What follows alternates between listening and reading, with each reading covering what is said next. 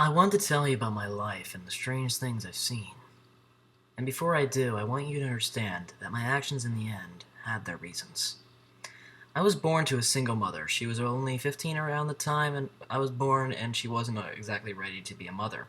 Apparently, my dad was even less ready because his parents ended up sending him to a boarding school so he wouldn't have to be responsible for me or my mother. We were mostly supported by our parents, but otherwise, we were completely alone. I started discovering my gift when I was about 5 years old. My great grandmother had passed away, and I felt really confused when I walked into the viewing room of the funeral parlor and saw my gran sitting in the chair next to her own casket. At that point, I had already grasped that death meant that you were gone forever, and yet, there she was.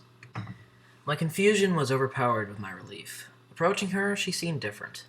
There, but not quite the same, like when you're picturing something in your head. Your eyes are open, and you're clearly seeing what's in the room, but something entirely different at the same time. She whispered in my ear, kissed my forehead, and then disappeared. I walked up to my mom and asked her about the roses in Italy, as Grandma had instructed. To this day, I still don't know what that meant, but it was something important enough to make my mother fall to her knees. She held me, and it was the only time I actually remember her feeling like she truly loved me. As I grew, my gift became more apparent. I'd see people that I wasn't supposed to see in everyday situations. A few would even notice me and follow me home. I didn't mind. None of them ever imposed or tried to harm me. They just wanted company until they figured out how to move on. Or they found someone that was more interesting to follow around. I'd talk about it as if it were normal. My mother put forth no effort to stop me, but still acted embarrassed when I did it around other people. No one took it seriously, though. Not like Mom did, honestly. I think she feared me for a while. When I was about 8, things changed, and it was all due to my mom meeting a man named Mike. He was lanky, he smelled bad, and talked too loud. Still, he had a more stable job than Mom did, so she fell right into his lap. He wasn't a horrible guy at first, just kind of greedy. My mom told him about my gift, and he came up with the master plan to use me as a pay pig. Post my name in phone books as the world's youngest psychic. I don't know if he even believed my gift was real at first, but he learned otherwise eventually. That's how I started talking to dead people in the living room when I was just beginning to learn multiplication. It was fun at first, when it wasn't the same old tell my mom I love her bullshit. There was a case when I was 13 where I was seeing a family who believed the spirit of a 4-year-old girl was haunting their house. They claimed that they didn't want to make the girl leave, they just wanted to learn more about her so that they could make her more comfortable in their home. I walked into the house. There was definitely no little girl.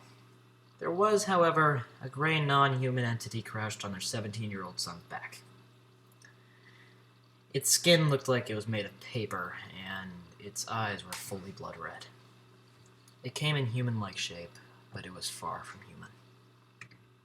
These non-human entities were something I called sixes. Sixes were our souls that were never human. They're created out of pure sorrow and hatred. Their negative emotion embodied into an evil, spiritual being. They can project the actions of human spirits to confuse their hosts, make them think that they're just victims of a normal haunting. Human souls cannot hurt you unless they're extremely sinister. Like Bundy sinister.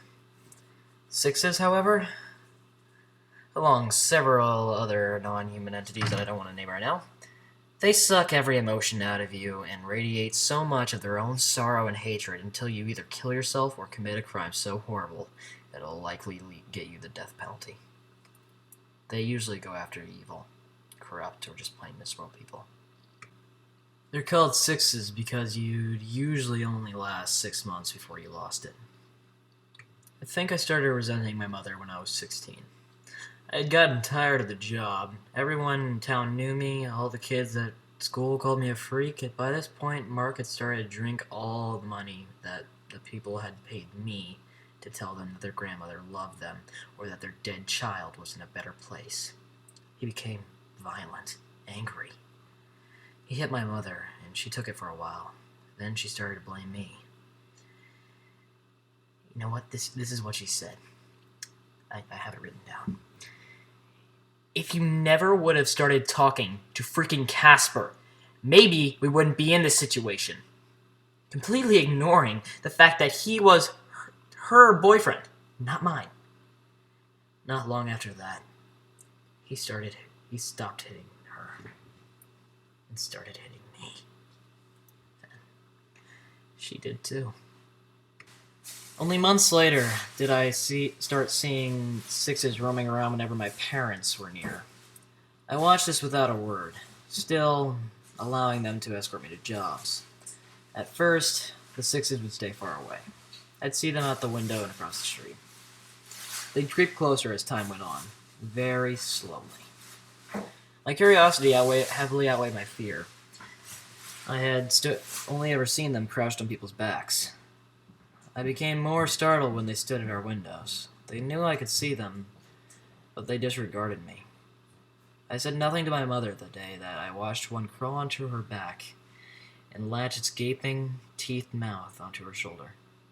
I wasn't surprised when I saw another on Mike's back later that day.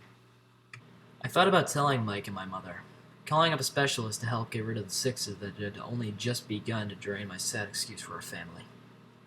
Then, I thought about finally being alone, never having to do jobs they told me to do, never being subjected to a drunken lecture about my responsibility to support my family, never explaining my bruises away to teachers. So, I didn't tell them. I just sat back.